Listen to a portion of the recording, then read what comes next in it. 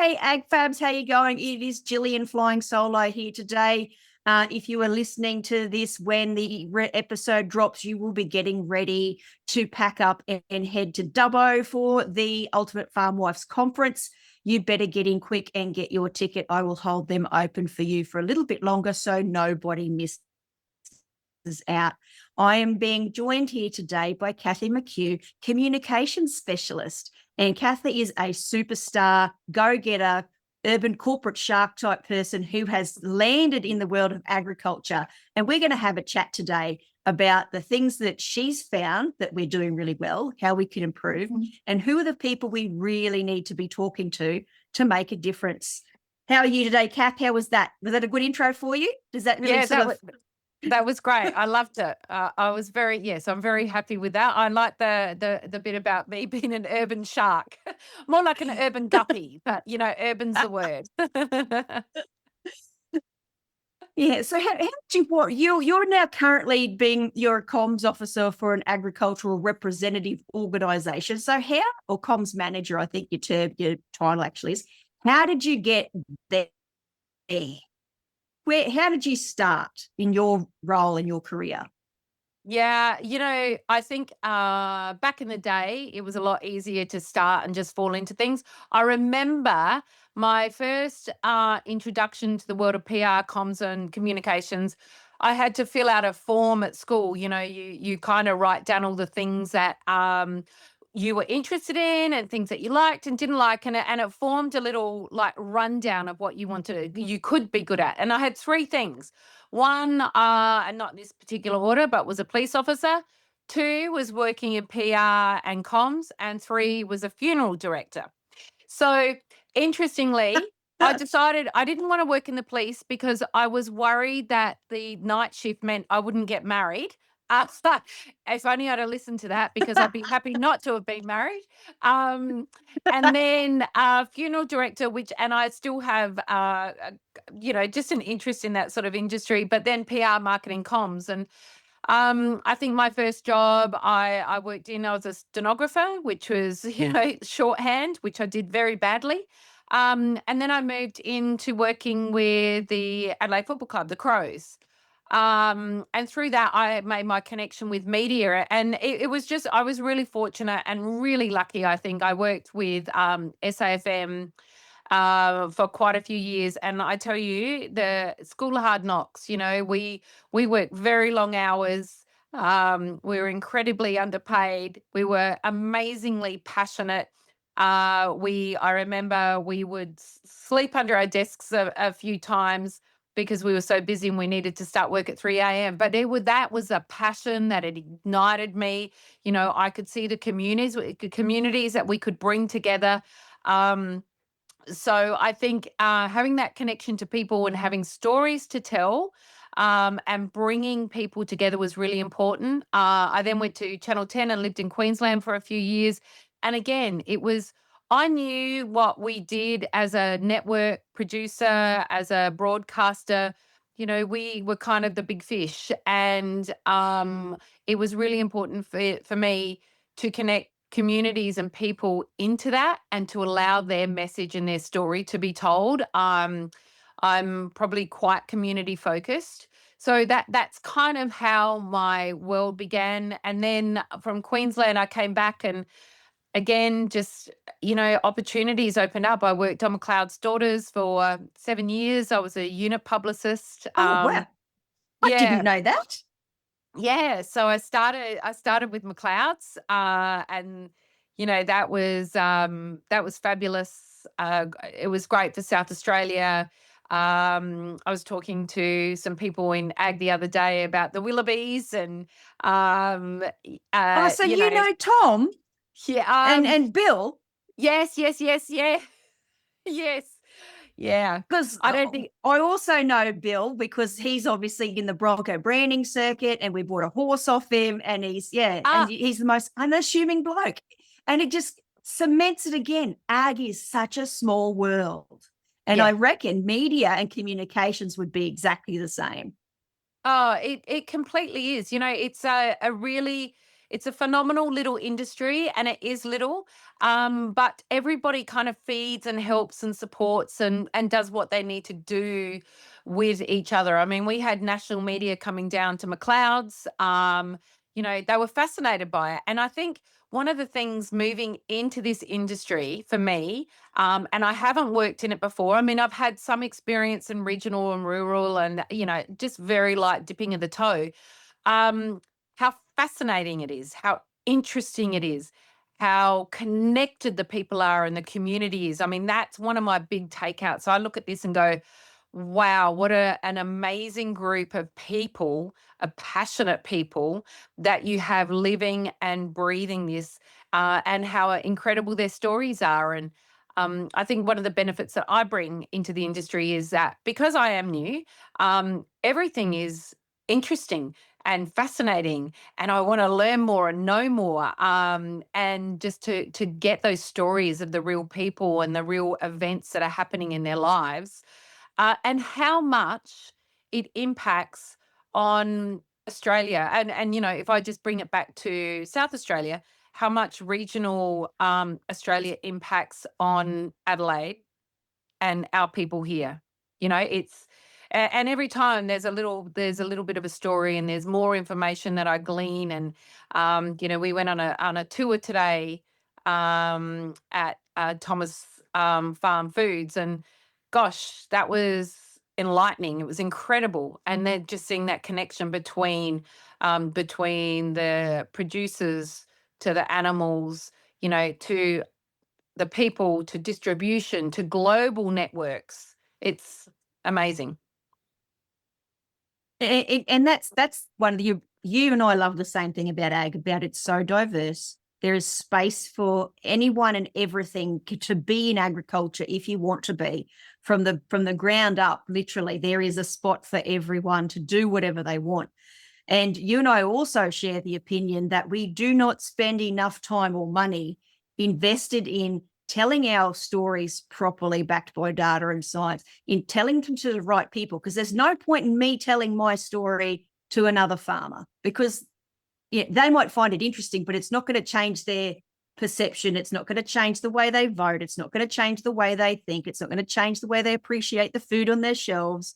We got a good story to tell, but we don't tell it to the right people at the right time in the right way. Because when we do hit the headlines, it is often because we're angry, we're frustrated, or on the flip side of things, someone has done something really bad that looks terrible for the rest of the industry, and we're all just left standing there going, and we don't know what to do. Mm. And I think a lot of that I have found are the people are very humble, and don't want to make a big song and dance about what they do or who they are. And it's like, oh, I just do this. Oh, I just do that. Um, which is um, lovely. And I think it's an important trait, because I think that kind of carries through, and that creates the personality of the industry and the people who are in it. They're hardworking, good, true blue, farmers, producers, owners. But I think that is kind of a bit of a kink in the armor, I because there think you're are, right. Yeah. yeah, We yeah. make ourselves vulnerable because we've had this real thing. Like, if someone does start to promote themselves and therefore their industry's like, oh, look at that wanker, what are they doing? They should just sit down and be quiet, not realizing that that's probably one of the most valuable things. Like, there's a young girl on YouTube. She does it, not outrageous things, but she's a bit of an outrageous personality. She gets out there with her sheep and her chickens, and she's on YouTube, and she's got a massive following. And the amount of hate and flack she gets from some sectors is pretty horrendous, actually. Anyone who sort of sticks their head up, if they're not sort of fitting in that same box of what a farmer actually should be and look like, they open themselves up to a heap of criticism. But I don't think that's unique to ag. I think we'd find that in just about every industry. But I think we need to really, we need to sell ourselves, in the sense that for too long we've been on the back foot and have been really defensive. But we need to be like, no, actually, like when people criticize us, we're like, no, actually, we're not doing anything wrong. We're actually doing a really, really good job. And here's the data to back it up. And here's our stories, because no stories without data, no data without stories. It's just, yeah, but from top to bottom in every sort of ag, like organization and group I've been in is, and even the members, they do not see the value in investing in communications, which is, is probably the most powerful tool we've got. Because you look at the people around us, we are pretty amazing. We are doing an amazing job, yet we're hamstrung because I say it time and time again, this shit costs money. Advertising costs money, marketing costs money, good quality video production costs money. All of this stuff costs money. And if you're not willing to invest in it, you're going to get, like me, you're going to get a handful of jackaroos with a microphone and a DIY podcast, and we're still not reaching the people we need to reach. And I'm just so passionate about making that happen. But you've come along, Kath, and you're from the city and you're helping us out now. You're telling our story. What are some of the things that you've done? Because I've been a part of them. I'll disclose now that I work with Kath at Livestock SA. We're trying to sort of keep a bit of a barrier there, but a lot of people will be wondering, like, where has this woman popped up from and how did she end up on the podcast? So what's one of the biggest things you've pulled off since you've been at Livestock SA, do you reckon, Kath?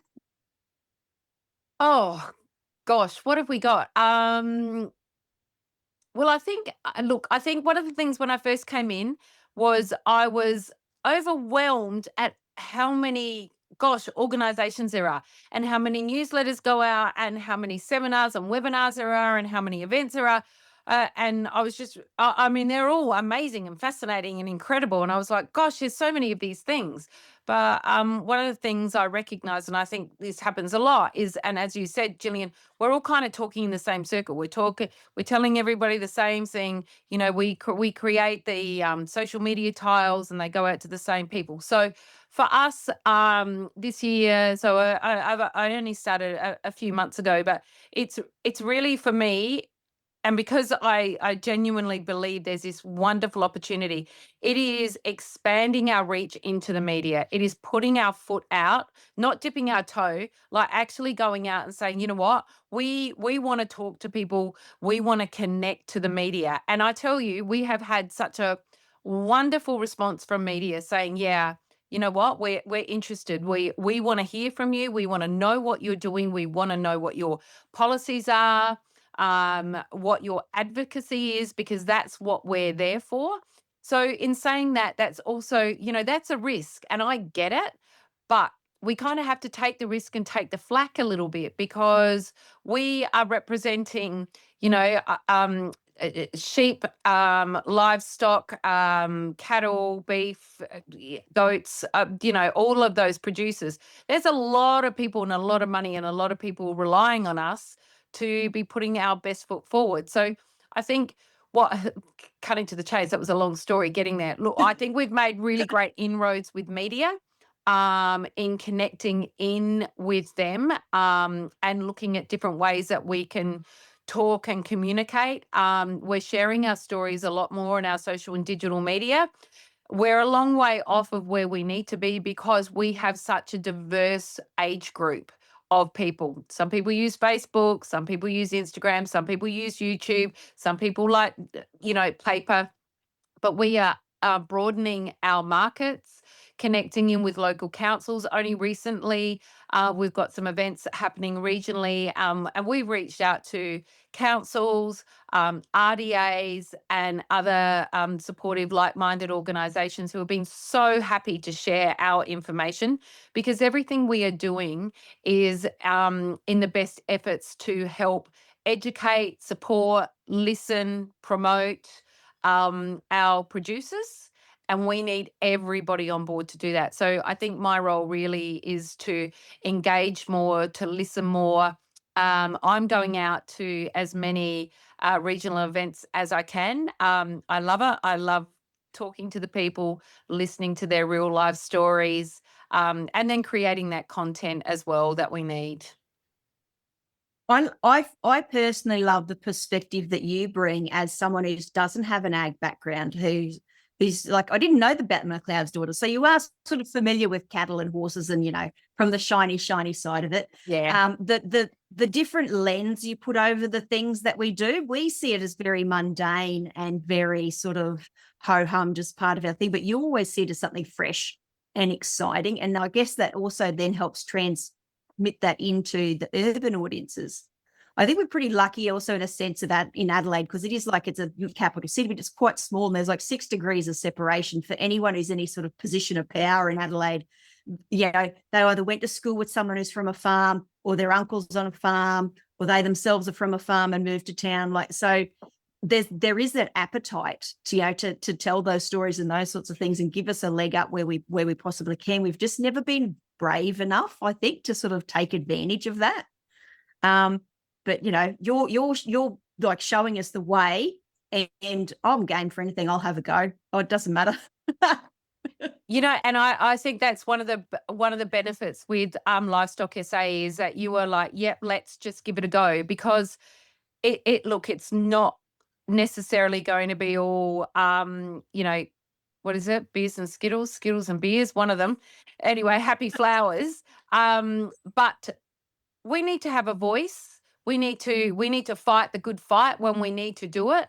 Every now and then we're going to be put in a position where, you know, there might be a little bit of controversy, but we have to do that to be able to move our way forward. We can absolutely connect in and touch the hearts and minds of people in metropolitan South Australia. You know, there's so many great stories to tell.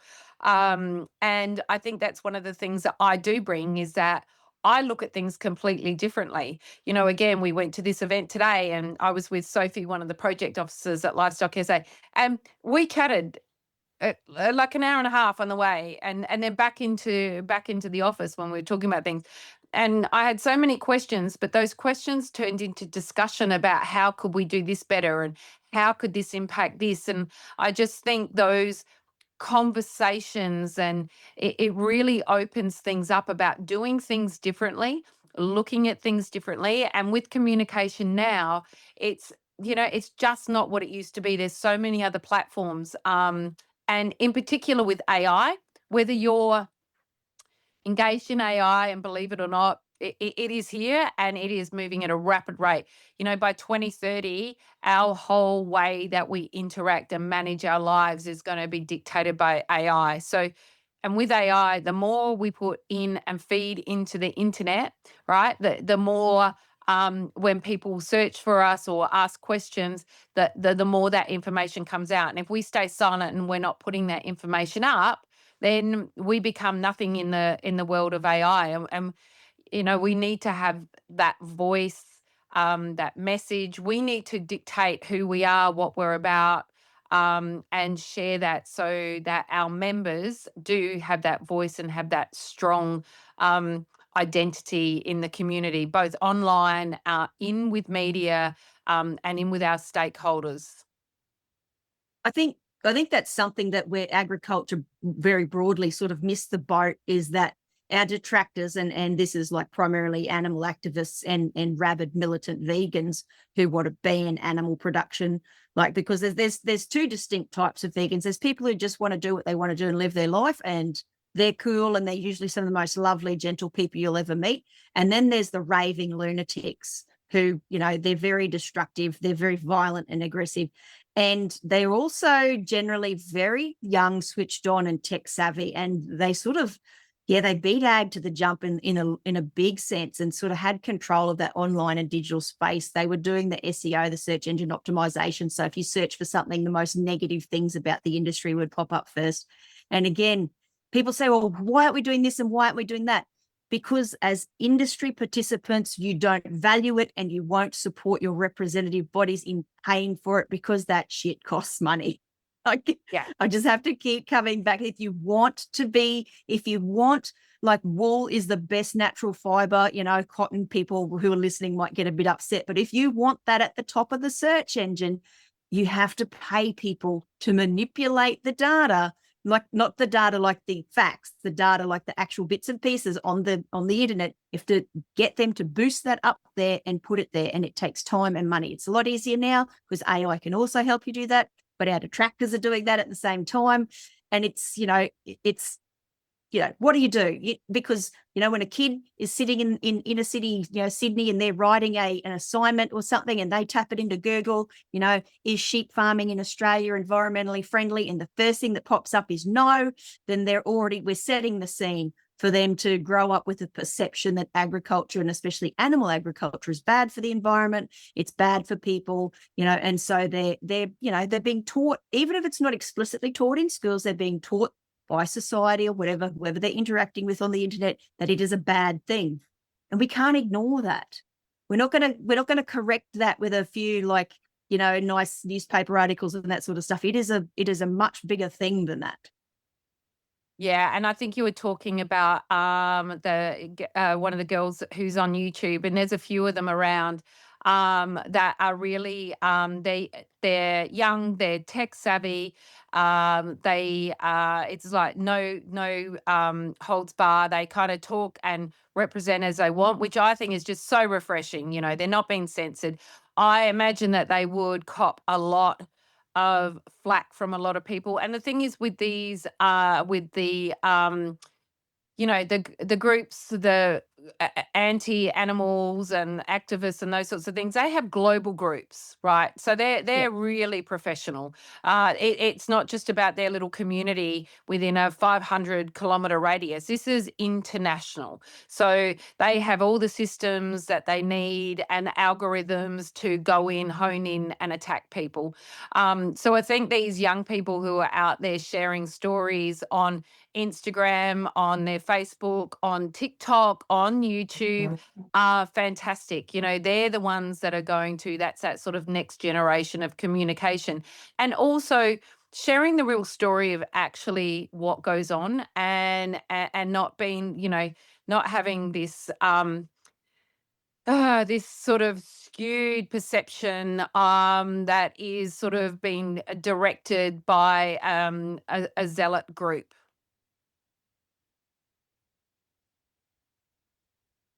Agriculture, because we have a thing called the McLeod daughters effect.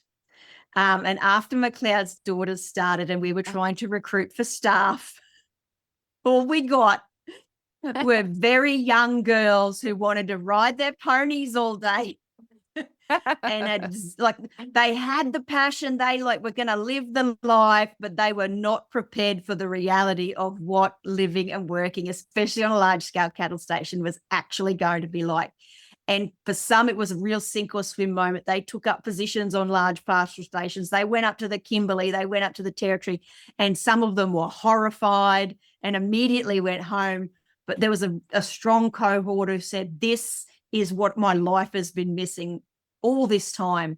And that show is probably responsible for changing the face of our industry, especially large-scale beef cattle production. We've always struggled for staff. And then all of a sudden there was a show that had capable, competent women running their own thing. And, they wouldn't be told no by any man. There was no old dad to come around and tell them what they couldn't do. And the girls, there was girls out there, they were watching it. They were quite impressionable, 14, 15. They grew up and they just went, this is me. I'm going to go and do this. And now we've got big corporate cattle stations that are 50-50 gender balance. It changed the face of agriculture in Australia.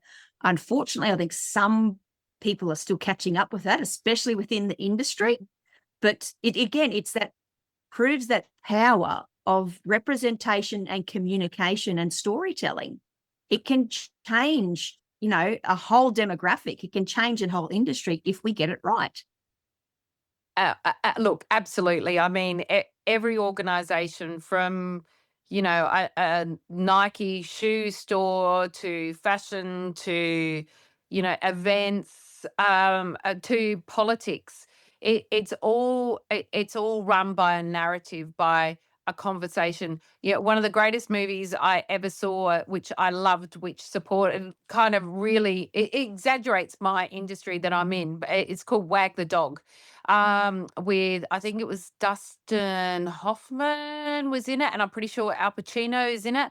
It's just a way they create a narrative and story to put out to communities and to the public, so that they could get their support and buy in on the message that they wanted to sell. Now, I'm not saying we need to do that, but it was a really interesting way that they shared their story and had people engage with them. I think that we have so many great stories to tell. Where there's a great future for us. I really believe in what we're doing, Livestock SA, in that support and advocacy, and I've seen it from the inside of the business, to know the passion and the commitment, and to see the challenges that come up. I mean, there are some things, it's not a fast process. We have to go through all aspects of government, from the government, the opposition, to federal, to local, to MPs, to all of those other industries who are associated, involved. Like, there's actually a lot of people to be talking to, and we need to engage with them as well, and how do we do that, and how do we keep that message going? It is just a constant stream of messaging and letting people know what we're doing, and then also trying to talk to people the way they want to talk. 25 and under, probably happy with Instagram. 25 and over might be happy with Facebook. You might be getting, I don't know, 70 people, 70 plus, maybe Facebook, or reading something in the local rag. Yeah, there's so many different ways that we need to be talking to people, to letting them know the message is there. But then also, we need our members to come back and talk to us. What Yeah. we're doing this. It What has, do you think? yeah. It has to be that two-way communication, because otherwise it defeats the purpose of being a representative organisation. And it also then goes the other way from my perspective, is that sometimes I have to take very unpleasant messages back to the membership, and say, look, we went to the government and the government said no, and really sorry about that because of X, Y, and Z. And don't like to be the bearer of bad news, but sometimes you don't have anything to do with it. You can't, you've done your best. And I think the majority of people do acknowledge that. And often you're the bearer of bad news in times of heightened, stress and emotion, like through disasters or droughts or whatever. And I give people a lot of grace for that. But yeah, that two-way communication, we have to be open to receiving it. And I think that's also another place where ag has fallen down. We do not accept criticism very well, because we take it, because we are so invested in our industry. It's immediately perceived as a personal attack. If someone says, the grains industry is wrecking the roads with all their big grains truck, it's like, well, who do you think's making your wheat bix, and how do you expect them to get there? But it is a valid concern by the community. But we can talk to the community and say, hey, let's both of us go to the government and get them to invest more in the roads and those sorts of things. So we do need to be open to receiving that commentary and that feedback. And then if it is unwarranted, pushing back and saying, look, I understand you feel that way, but here's the science that actually says that you're mistaken, and we're going to continue to do X, Y, and Z. We can't just continue to feel like this poor farmer me, chip on our shoulder sort of attitude, if we want to have those meaningful relationships that are going to actually give us the outcomes that we want. But yeah, it's a slow burn. You're right. It is hard work. Yeah, and look, and I see from your perspective, I know you and our CEO Travis are out a lot, and out at, speaking to a lot of people, and always championing what we need for the industry. And it doesn't always happen at once, but it is a slow burn. It's those small little steps that we take, and we do try and get on the road quite a bit. We have our roundups. We've got our regional roundup in Robe coming up. We've got our consultation on the SIF and KIF. So we're going out and talking to people. We're going to be at and I've forgotten which, what is You're going it? to the Southeast Field Days. Are you going down Yes, there? Southeast Field You'll Days. enjoy that. Yes. Yeah, Make sure you pack a warm coat, because the weather turns like that. Oh, do that? Okay. Yeah. No, well, I'm so excited to go down there. I'm staying at one of the girls in the office. I'm staying at her place, so I'm really looking forward to that. Like, talking to people, what do you want? And we want to hear from them, because that's the way we make change. And I think the more we can talk to our members and have them have the confidence and trust that what they say does make a big difference. I mean, we have phone calls in the office and everybody's onto it. Everybody knows about it Mm. and everybody's trying to find a solution for them. So I think, one thing the members should be really happy with is to know that they have a really dedicated, loyal group of people in there who really love what they do and really care about the industry. And that I think is something really motivational for me because I see that from within the group. Even when we had Gillian Merv Hughes come to our dinner and sorry, I've got my dogs, and you called up what was the school? Erbray. Erbray, the Erbray. kids from Erbray. Yeah, Oh my yep. God. Wallace. Sorry. And That's all right. and We've had kids and dogs and cats and all sorts on the podcast before. It's fine. I'm trying. I've got 2 feet on him now. But we had all these young kids turn up. They came out with all the animals. They were so happy to be there to hang around. We had the editor, Callum, come out from the Stock Journal.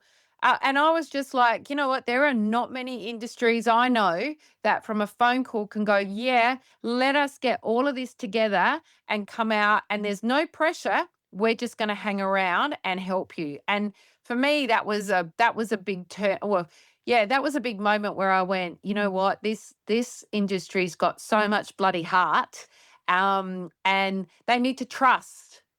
Yeah.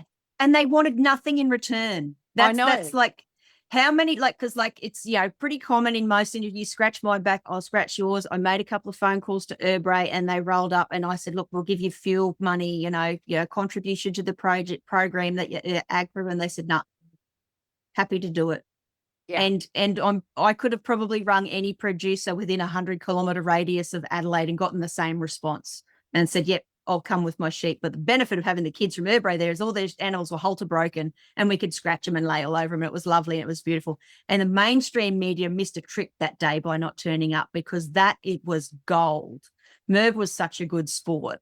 Like, I know he gets, like, as he's an ex-cricketer with a pretty big reputation, he does outrageous PR things and that sort of stuff. But, he was so professional and so lovely and genuine with everyone. He was a real pleasure to work with. No diva in him at all. He was just a really great bloke. He was wonderful. It was so funny when we were there. I had to take him back to his hotel where he was staying, and because I live in the city, I've got a little Suzuki Swift, and I had to get this giant of a man and he had to put the seat back and get his head in and then move around. And I was so embarrassed. I kept saying, I'm really sorry. I'm really sorry you're in this car. He didn't give a crap. He Yeah. was so good and so interested in the stories from people there. But yeah, that was a really amazing moment. I just saw everybody and I thought, gosh, this is just gold. These are the stories we need to tell and be proud of, and tell more of the stories and don't be so humble. So I ask people stories and they say, "Oh, you don't want to hear about me." I'm like, "Yeah, I do because it actually does mean something." And if I'm interested, I can guarantee other people will be interested in. And it is because it's that authenticity and that human story. Like you talk to people and you go, what are you? I'm just a farmer from such and such and I just do whatever. But then you find out the journey they took to get there, or they've had some amazing challenges that they've had to overcome. And they're just like, oh yeah, that was a bit rough. They're on death's door and big tragedy and that sort of thing. And so, oh, that was a bit rough. It's like, no, you've overcome incredible challenges and obstacles, and you are like, you're doing really great. And no, I'm all right. I'm doing all right. And it's and if other people come to you, let them tell your story. Like let people elevate you.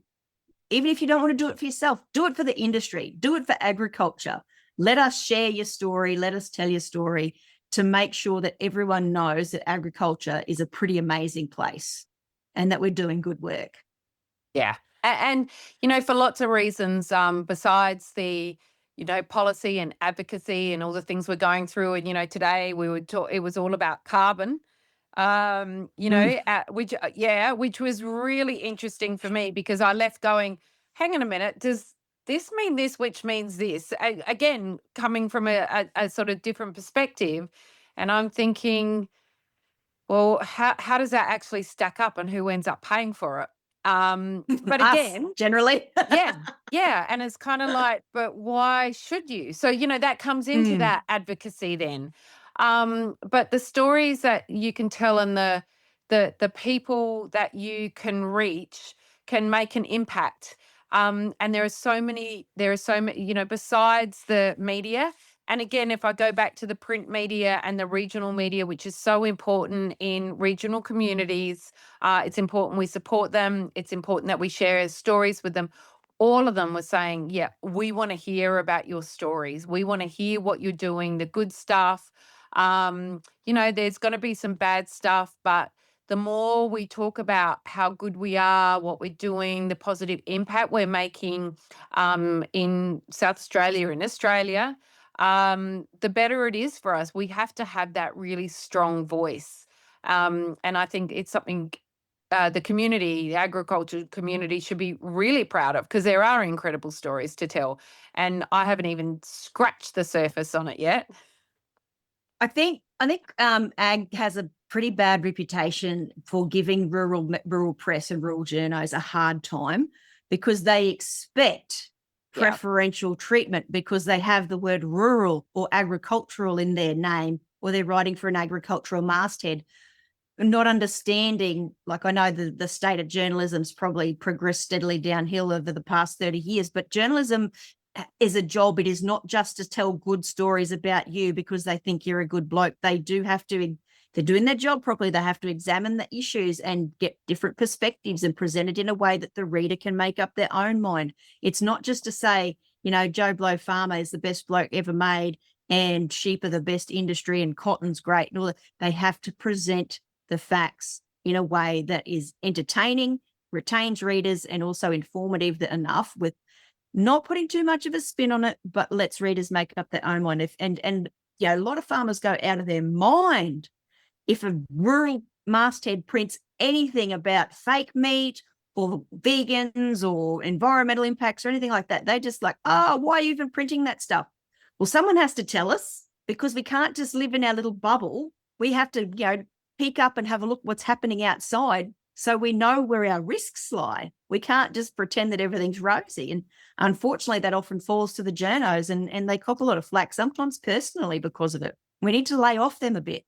Because how can you build a good working relationship with someone if you're constantly bagging them out? Absolutely. Look, and that's something I've, in the number of years I've worked in the industry, it's a professional relationship you have with them. They have a job to do, 100%. And their job is not to write for you. Their job is not to tell beautiful stories and bury stories. It just doesn't happen like that. They've got stories that they need to write and they need to do it. However, if they have a good working relationship with you, and you have that contact and you have that trust, then you are able to work with them, provide them with information, they will allow you to tell the story so you can share it. And I think, over, and I don't know if you sort of want to touch on this, but in the last week, when we talked about the government providing financial support for farmers and producers, and that was announced at the grain producers event a couple of weeks ago. We were pretty quick off the mark to actually say, "Oh, wow, this was a surprise." Uh, read into that what you want. Um, Yeah. but all of the media, when they wrote about it, actually acknowledged what we said, which is us saying we're the only state that doesn't have our own industry to, or what would be the word? Our own Agency. What do we agency. call it? A Thank you. rural Yeah. support or regional support agency or something. But yeah, Yeah. people in New South Wales and Queensland will know that we're talking about like Q Rider and those sorts of things. SA doesn't have one. We're trying to get one. Yeah. But don't like our chances in this election. But I was really happy though that the media picked that up and didn't sort of throw us in with the mix on that announcement, which we weren't aware of. And so again, that's that's that relationship that we're developing, because we were straight onto it for our people. And I was really happy as well, because I think our members recognized that, understood what we were trying to do. We put it out on all of our channels, as many as we could.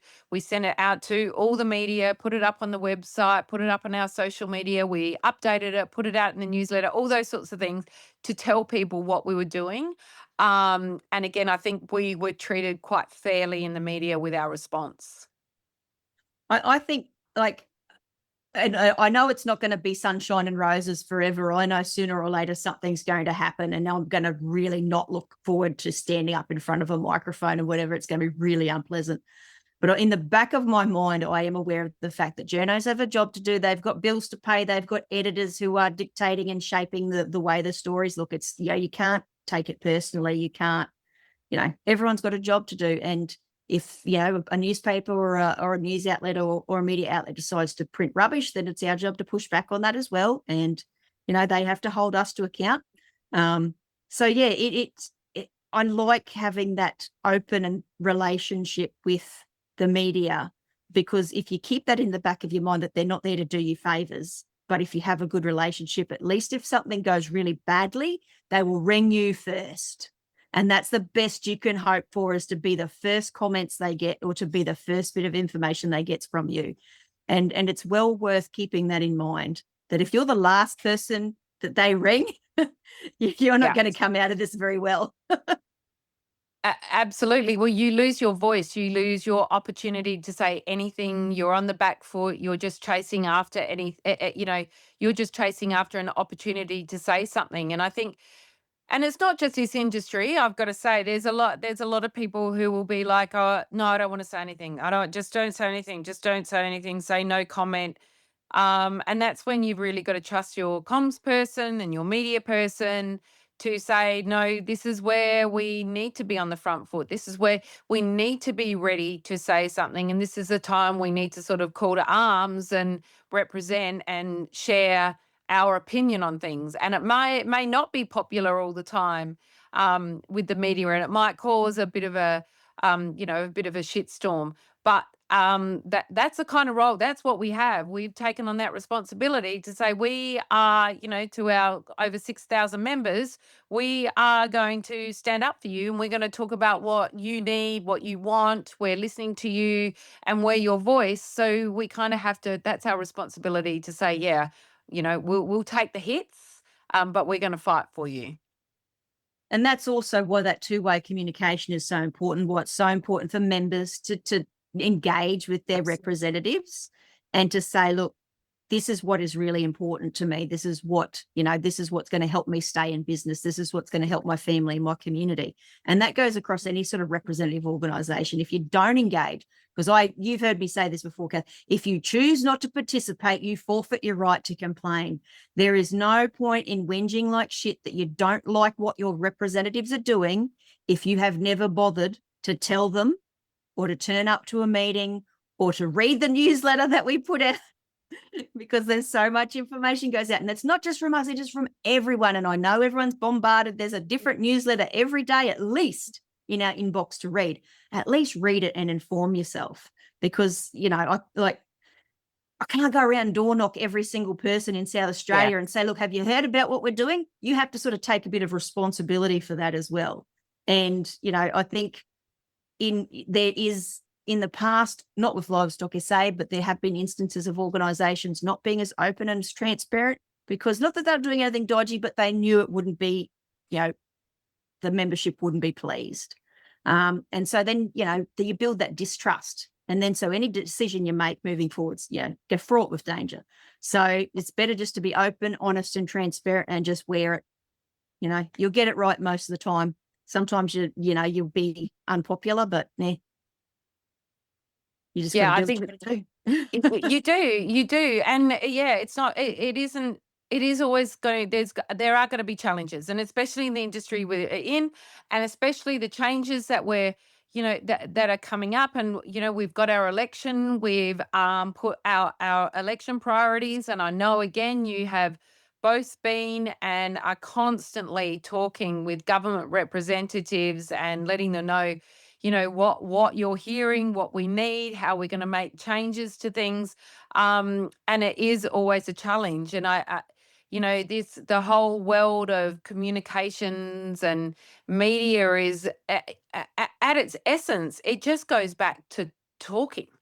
It goes back to being open and honest, and not playing those games, and sometimes not playing games and being really transparent and to the point means that you ruffle feathers, you rock some boats. But and again, that's something that I got when I first started working here. I was like, these are just genuine people. Like I'm never going to die wondering with anybody about what they think. And I love that though, it makes it really easy. Hey, do you want to do this? No, I don't want to do that. Okay, great. How about this? Maybe. Um, so I just think that it's such a genuine space to work with really good people at its heart.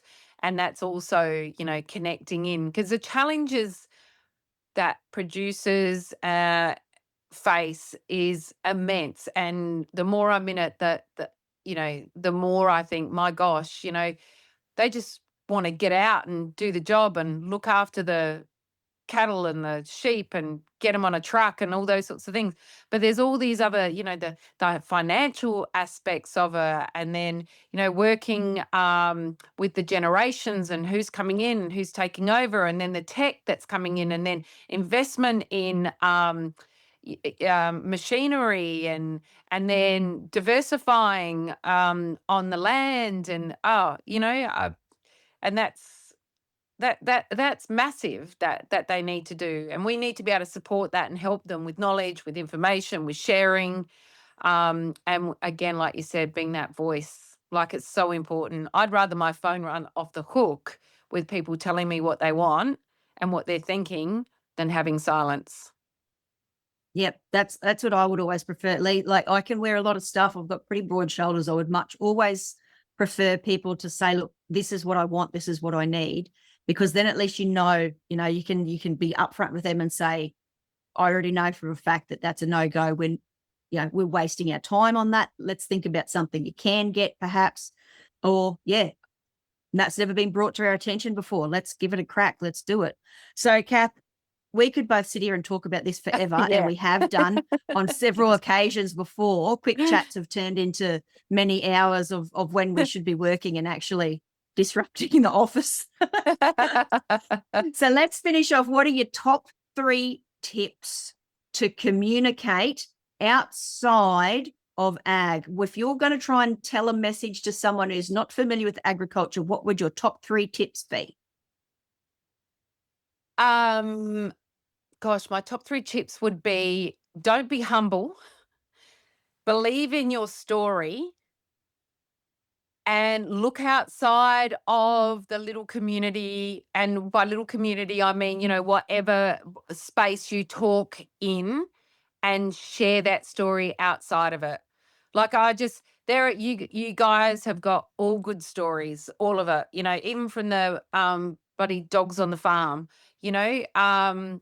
Believe in yourself, don't be humble, share the story far and wide, because you will be, I think, surprised at how many people want to hear it, want to help you, want to support it, and want to go along for the journey. Because from our perspective, right, you're living the dream. You're living the real McLeod's daughters. Yes. Oh, yeah, I won't touch that one. So thanks very much for coming on, Kath. Yeah, I always love chatting with you, because I feel like I found a kindred spirit in you, actually, Yeah. when we met, because we're both so passionate about communicating, and I love being able to share agriculture with you. And you're always welcome on the podcast anytime you want to come on. Thank More you. than happy to have you on. If you've got something that you want to try and tell us, if you've got something that you need to tell agriculture as a whole, we're more than happy to host you. So Thank you very much again, Kath. And AgFabs, please make sure that you jump on the socials and you like, share, comment. Please rate and review us because it does help us go up the charts and that helps us just do our job better. We make $0 out of this. This is a passion project, but we like to be able to tell stories and to give you an insight into things that you might not normally be able to reach. I will catch you next time. See you later.